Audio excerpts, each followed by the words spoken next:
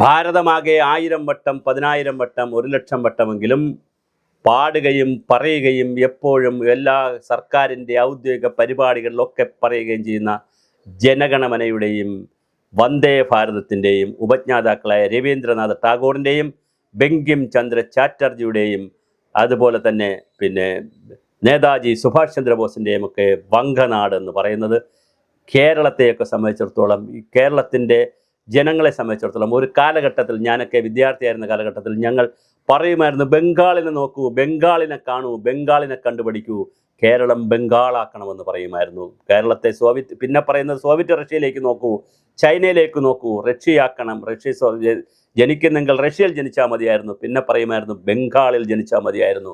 1970കളിൽ തുടർന്നുണ്ടായിരുന്ന ദാരിദ്ര്യവും പട്ടിണിയും വരൾച്ചയും വെള്ളപ്പൊക്കവും ദുരിതവും പ്രളയവും എല്ലാം സമ്മാനിച്ച ആ ദശകത്തിൻ്റെ അവസാന കാലഘട്ടത്തിൽ അടിയന്തരാവസ്ഥ കൂടി അനുഭവിച്ചപ്പോൾ ആ ജനത വല്ലാതെ മാനസികമായും ധാർമ്മികമായും ശാരീരികമായും വലിയ ബുദ്ധിമുട്ട് ജനത അനുഭവിച്ചപ്പോഴാണ് വിദേശ രാജ്യത്തു നിന്ന് പഠിച്ചിറങ്ങി വന്ന ജ്യോതി ബസു എന്ന രാജകുമാരനെ പോലെയുള്ള കുടുംബാംഗത്തെ അവർ സ്വീകരിക്കുകയും സിദ്ധാർത്ഥ ശങ്കർ റേ എന്ന കോൺഗ്രസിൻ്റെ നേതാവിനെ തോൽപ്പിക്കുകയും അങ്ങനെ 1977 ജ്യോതി ബസു അധികാരത്തിൽ വന്നു. ജ്യോതി ബസു വന്നതിന് ശേഷം തുടർച്ചയായി 2011 വരെ എന്ന് പറഞ്ഞാൽ ഏകദേശം 34 വർഷക്കാലം ബസുദേവ് ഭട്ടാചാര്യയും ജ്യോതി ബസുവും അടക്കമുള്ള വലിയൊരു സംഘം കമ്മ്യൂണിസ്റ്റുകാർ ബംഗാൾ ഭരിച്ചു. ബംഗാളിൻ്റെ അലകൾ കൊണ്ട് ത്രിപുരയും നൃപൻ ചക്രവർത്തിക്ക് വരെ സൈക്കിളിൽ പോകുന്ന, ചെറ്റക്കുടിയിൽ താമസിക്കുന്ന, ഒന്നോ രണ്ടോ ജുബ്ബ മാത്രമുള്ള, വളരെ കുറച്ച് ഭക്ഷണം കഴിക്കുന്ന, ഇന്ത്യയിലെ അന്ന് ജീവിച്ചിരുന്ന കമ്മ്യൂണിസ്റ്റുകാരിൽ ഏറ്റവും പ്രമുഖനായിട്ടുള്ള നൃപൻ ചക്രവർത്തിയുടെ ത്രിപുരയും ബംഗാളും. അതിൽ ത്രിപുര ആര് കൊണ്ടുപോയി? BJP കൊണ്ടുപോയി. ബംഗാൾ 11ൽ തൃണമൂൽ കോൺഗ്രസ് കൊണ്ടുപോയി. കഴിഞ്ഞ 3 ടേമായി തൃണമൂൽ കോൺഗ്രസ്സാണ് അവിടെ ഭരിക്കുന്നത്. അപ്പോൾ തുടക്കത്തിൽ ബംഗാളിൽ ആദ്യഘട്ടത്തിൽ കോൺഗ്രസും കമ്മ്യൂണിസ്റ്റ് പാർട്ടിയും ഒന്നായിട്ടാണ് നിന്നതെങ്കിൽ ഇപ്പോൾ അവർ പലതായി നിൽക്കുന്നു. അതിനിടയിൽ കഴിഞ്ഞ തെരഞ്ഞെടുപ്പിൽ 77ഓളം സീറ്റ് പിടിച്ചുകൊണ്ട് BJP മുഖ്യ പ്രതിപക്ഷമാവുകയും ചെയ്തു. വളരെ വലിയ രസകരമായ തെരഞ്ഞെടുപ്പാണ് ബംഗാളിൽ നടക്കുന്നത്. ബംഗാളിൽ കഴിഞ്ഞ ദിവസം സിന്ദൂറിലും അതുപോലെ തന്നെ മറ്റ് സ്ഥലങ്ങളിലും പോയി സുവേന്ദു അധികാരി കഴിഞ്ഞ പ്രാവശ്യം മമതാ ബാനർജി നിന്ന സ്ഥലത്ത് പോയി മമതാ ബാനർജിയെ രണ്ടിടത്ത് മത്സരിച്ചു, അതിൽ ഒരിടത്ത് തോൽപ്പിച്ചു.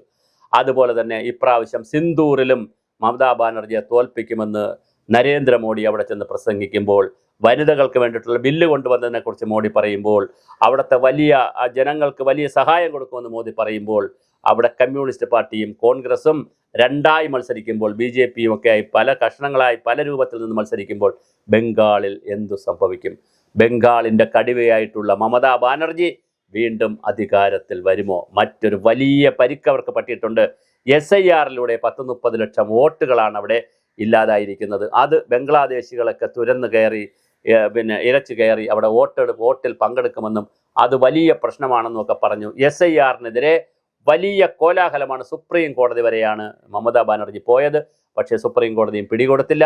അങ്ങനെ SIR എന്ന് പറയുന്ന ഒരു ക്ലീനിങ് പ്രോസസ്സ് അവിടെ SIRലുള്ള പ്രോസസ്സ് അവിടെ നടക്കുകയുണ്ടായി. ആ ഒരു പ്രോസസ്സിലൂടെ SIRലൂടെ വോട്ടേഴ്സ് ലിസ്റ്റ് നന്നായി പുതുക്കിയിട്ടുണ്ട്.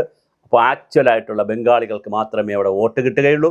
എന്തായാലും 1977 മുതൽ 2011 വരെ ഭരിച്ചിരുന്ന മാർക്സിസ്റ്റ് പാർട്ടിക്ക്, CPMന് അവരുടെ മുസഫാറിലെ പാർട്ടി ഓഫീസിൽ പോലും ഒരു മനുഷ്യനുമില്ലാതെ പൂച്ചപറ്റി കിടക്കുന്ന കഥ കഴിഞ്ഞ ദിവസങ്ങൾ ചാനലുകളിൽ വന്നിരുന്നു. ബംഗാളിൽ പാർട്ടി ഓഫീസുകൾ BJP ഓഫീസുകളായി മാറുന്നു, പാർട്ടി പ്രവർത്തകർ BJPക്കാരായി മാറുന്നു. ബാക്കിയുള്ള കുറച്ചാളുകൾ, ഏരിയ സെക്രട്ടറി വരെയുള്ള ആളുകൾ കേരളത്തിലും തമിഴ്നാട്ടിലും മറ്റ് സംസ്ഥാനം, പ്രത്യേകിച്ച് കേരളത്തിലൊക്കെ വന്ന് ബെറോട്ട അടിക്കാനും തെങ്ങിൽ കയറാനും ഇവിടുത്തെ കുഞ്ഞു ജോലികൾക്ക് വരെ നിൽക്കുന്നു. നല്ല ശമ്പളം കിട്ടുന്നുണ്ട്, 1000 രൂപ വരെ അവർക്ക് കാശ് കിട്ടുന്നുണ്ട് ദിവസം. പക്ഷേ ഇവിടെ വന്ന് ചെറിയ ജോലി ചെയ്യാൻ ബംഗാളികൾ വന്ന് കിടക്കുന്ന ഈ കേരളത്തിൽ എന്താണ് 30-34 വർഷം കമ്മ്യൂണിസ്റ്റ് പാർട്ടി അവിടെ ചെയ്തത് എന്നൊരു ചോദ്യമുണ്ട്. ഇപ്പോൾ അവിടെ കമ്മ്യൂണിസ്റ്റ് പാർട്ടിക്ക് കഴിഞ്ഞ പ്രാവശ്യം ഒരു സീറ്റ് പോലും കിട്ടിയിട്ടില്ല. ഇപ്രാവശ്യം കൂടി ഒരു സീറ്റും കൂടെ കിട്ടിയിട്ടില്ല എങ്കിൽ ആശയപരമായി കമ്മ്യൂണിസ്റ്റ് പാർട്ടി എവിടെ? സംഘടനാപരമായി കമ്മ്യൂണിസ്റ്റ് പാർട്ടി എവിടെ? ധാർമ്മികമായി കമ്മ്യൂണിസ്റ്റ് പാർട്ടി എവിടെ? ഒരു കാലഘട്ടത്തിൽ ബംഗാൾ ജനതയുടെ സ്വപ്നമായിരുന്ന, ബംഗാൾ ജനതയെ സ്വർഗതുല്യമായ സ്ഥലമാക്കുമെന്ന് പറഞ്ഞ് അധികാരത്തിലേറി അവസാനം രണ്ട് കാലും കൊണ്ട് തിരിച്ചടിച്ച് തെരച്ചുപാല് കൊണ്ട് അടിക്കുന്നത് പോലെ തിരിച്ചടിച്ച് സകല പേരെയും പുറത്താക്കി ഒരു സീറ്റ് പോലും ബംഗാളിൽ പിടിക്കാൻ കഴിയാതെ നിൽക്കുന്ന CPM ഈ തെരഞ്ഞെടുപ്പിന് കൂടി തോറ്റാൽ, ഈ തെരഞ്ഞെടുപ്പിൽ ഒരു സീറ്റും പിടിച്ചില്ലെങ്കിൽ ബംഗാളിൽ നിന്ന് CPM എഴുതി തള്ളപ്പെടും. അതേസമയം കഴിഞ്ഞ 15 വർഷക്കാലത്തെ മമതാ ബാനർജിയുടെയും ഗൂണ്ടായുസവും തോന്നിയവാസവും ഒരുപാടുണ്ട്. അതിൽ പ്രതിഷേധിച്ചുകൊണ്ട് വിദ്യാർത്ഥികളും കർഷകരും യുവജനങ്ങളും വനിതകളും അടക്കമുള്ള വലിയൊരു വിഭാഗത്തെ CPM വീണ്ടും ചെറുതായി സംഘടിപ്പിച്ചു കൊണ്ടുവരുന്നുണ്ട്.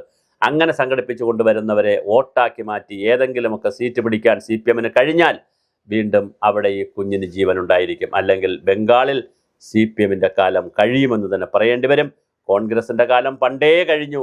ഇനി കോൺഗ്രസിൻ്റെ കാലവും കഴിയും. വരാനിരിക്കുന്നത് BJPയുടെ കാലമാണ്. BJP പറയുന്നു ഈ കഴിഞ്ഞ പ്രാവശ്യം 77 സീറ്റ് പിടിച്ച് 270ഓളം സീറ്റുകളുള്ള സ്ഥലത്ത് നിന്ന് 77ഓളം സീറ്റുകൾ പിടിച്ച് ഞങ്ങൾ മുഖ്യ പ്രതിപക്ഷമായെങ്കിൽ ഇപ്രാവശ്യം ഞങ്ങൾ ഭരണപക്ഷത്തെത്തും എന്നാണ് അമിത്ഷായും നരേന്ദ്രമോദിയും ഒക്കെ പറയുന്നത്.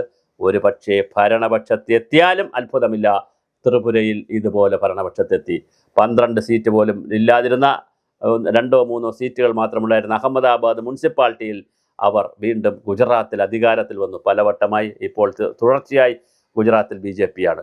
2 സീറ്റ് മാത്രമുണ്ടായിരുന്ന ഇന്ത്യൻ പാർലമെൻറ്റിൽ വാജ്പേയിയുടെ കാലത്ത് 2 സീറ്റ് മാത്രമുണ്ടായിരുന്ന കാലത്ത് നിന്ന് മാറി 3 പ്രാവശ്യം തുടർച്ചയായി ഭരണത്തിലേക്ക് പോകുന്ന രീതിയിലേക്ക് BJP വളർന്നു. എന്തായാലും BJP വലിയ തോതിലാണ് ബംഗാളിൽ വളരുന്നത്. അതൊരു ഭരണത്തിലേക്ക് പോകുമോ അതോ വീണ്ടും കൂടുതൽ സീറ്റ് പിടിച്ച് 77-ലപ്പുറം സീറ്റ് പിടിച്ച് വലിയ പ്രതിപക്ഷ പാർട്ടിയായി മാറുമോ? ബംഗാളിൽ കമ്മ്യൂണിസ്റ്റ് പാർട്ടി ആശയപരമായി എവിടെ നിൽക്കുന്നു? ആശയപരമായി നിൽക്കുന്ന ആദർശാധിഷ്ഠിതമായി നിൽക്കേണ്ടുന്നൊരു പാർട്ടി ആദർശവും നഷ്ടപ്പെട്ട്, ആശയവും നഷ്ടപ്പെട്ട്, ആൾക്കൂട്ടവും നഷ്ടപ്പെട്ട്, സംഘടനാപരമായി എല്ലാം നഷ്ടപ്പെടുന്ന ഒരു പാർട്ടിയായി MA ബേബിയുടെ കീഴിൽ മാറുമോ? MA ബേബിക്കൊന്നും ഒന്നും ചെയ്യാനില്ല. കേരളത്തിൽ പിണറായി വിജയൻ ഉള്ളത് കൊണ്ടൊന്നും ചെയ്യാനില്ല. മറ്റ് സംസ്ഥാനങ്ങളിലും ഒന്നും ചെയ്യാനില്ല. ഒരു സാധാരണ ജനറൽ സെക്രട്ടറിയായി കാലം കഴിച്ചു പോകുന്നതിനപ്പുറം ഇന്ത്യൻ രാഷ്ട്രീയത്തിൽ ഒന്നും ചെയ്യാനില്ലാത്ത, പ്രത്യേകിച്ച് ഇപ്പോൾ വന്നില്ല, ഇപ്പോൾ ഈ വനിതാ ബില്ലൊക്കെ വരുമ്പോൾ സീതാറാം യെച്ചൂരി ആയിരുന്നെങ്കിൽ വലിയ തോതിൽ അതിനെ കൽമിനേറ്റ് ചെയ്ത് പൊളിറ്റിക്കലായിട്ടൊക്കെ പ്രയോജനപ്പെടുത്തുമായിരുന്നു. ഇതൊന്നും ചെയ്യാനുള്ള കഴിവൊന്നും MA ബേബിക്കില്ല. ഇവിടെ കിടന്ന് കുറേ കറങ്ങി വർത്തമാനമൊക്കെ പറഞ്ഞിട്ട് സഞ്ചിയും തൂക്കി അങ്ങോട്ടും ഇങ്ങോട്ടൊക്കെ നടക്കുന്നുള്ള MA ബേബി ഒന്നും ദേശീയ തലത്തിലുള്ള ഒരു നേതാവാകാനുള്ള ഒരു വളർച്ചയും പ്രാപിച്ച ഒരാളല്ല. ഇന്ന് അങ്ങനെ CPMൽ ഒരാളില്ല. വേണമെങ്കിൽ ഒരു പ്രകാശ് കാരാട്ടുണ്ട്. പ്രകാശ് കാരാട്ടും കൂടെ കഴിഞ്ഞാൽ, ഒരു പ്രാവശ്യം വന്നല്ലോ, കഴിഞ്ഞാൽ മറ്റൊരാൾ ഇന്ന് CPMൽ ഇല്ല എന്നുള്ള നേതൃത്വ ദാരിദ്ര്യവുമുണ്ട്. ബംഗാളിൽ ഇത് വളരെ വലുതാണ്. അപ്പോൾ സിന്ദൂറിലും മമതാ ബാനർജിയെ തോൽപ്പിക്കാൻ സുവേന്ദു അധികാരിക്ക് കഴിയുമോ എന്നുള്ള ചോദ്യം കഴിയുമെന്നാണ് മോദി പറയുന്നത്. മോദി അവിടെ ഉണ്ട്, ബംഗാളിലുണ്ട്. ഇപ്പോൾ പോയി പാർലമെൻറ്റിലേക്ക് പോയിട്ടുണ്ട്. പക്ഷേ ബംഗാളിലുണ്ടായിരുന്നു കഴിഞ്ഞ ദിവസങ്ങളിൽ. മോദി പറയുന്നത് ബംഗാൾ BJP പിടിക്കും എന്നാണ്.